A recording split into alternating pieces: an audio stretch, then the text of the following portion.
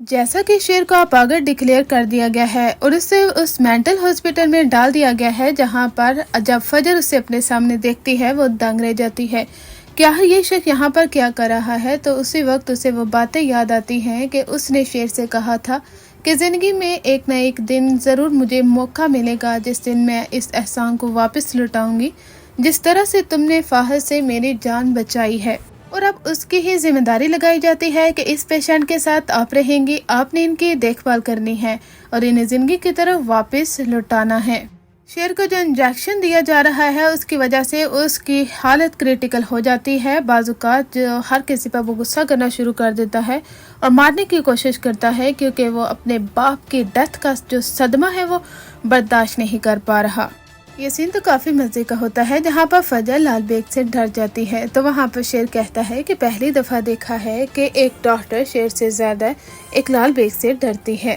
شیر کا یہ رویہ دیکھ کر تو ایسا ہی لگتا ہے کہ جلد ہی شیر اپنی زندگی کی طرف واپس لوٹنے والا ہے۔ ادھر اس کا چچا، جسے اب یہ معلوم ہو چکا ہے کہ اگر شیر مر گیا تو ساری جائیداد اس کی ماں کے نام ہو جائے گی، یعنی پہلی بیگم کو کچھ بھی نہیں ملنے والا، کیونکہ ان کا جو شوہر ہے وہ جانتا تھا کہ کس طرح سے ان کی پہلی بیگم وہ سب پر حق جتائے گی، اور اسی وجہ سے ہی تو اس نے ساری جائیداد دوسری بیوی کے نام کر دی ہے۔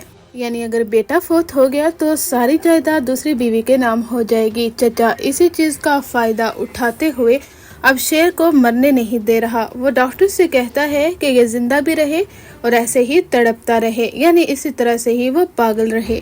لیکن فجر اب شیر کو زندگی کی طرف واپس لوٹانے والی ہے۔ ڈرامے میں ٹویسٹ تو اس وقت آتا ہے جب فجر اس انجیکشن کو دیکھ لیتی ہے جو کہ شیر کو دیا جا رہا ہے تاکہ یہ زندگی کی طرف واپس نہ لوٹ پائے۔ اب وہ اس انجیکشن کو ڈسٹ بن میں پھینک دے گی اور یہی ظاہر کرے گی کہ اس نے انجیکشن لگا دیا ہے۔ ادھر اس کے چچا اور بیٹے وہ تو خوشیاں مناتے ہیں، وہ کہتے ہیں کہ شیر مرے گا بھی نہیں اور اس کی جائیداد پر ہمارا ہی قبضہ ہوگا۔ اب انہیں نہیں معلوم کہ ہاسپٹل میں فجر شیر کا سہارا بن گئی ہے اور جلد ہی شیر واپس آنے والا ہے اور سب کے ٹکڑے کر دے گا۔ جب شیر کو ایک دفعہ مارا جاتا ہے تو دوبارہ سے وہ وار بڑی ہی تیزی کے ساتھ کرتا ہے اور کچھ ایسا ہی کرے گا شیر۔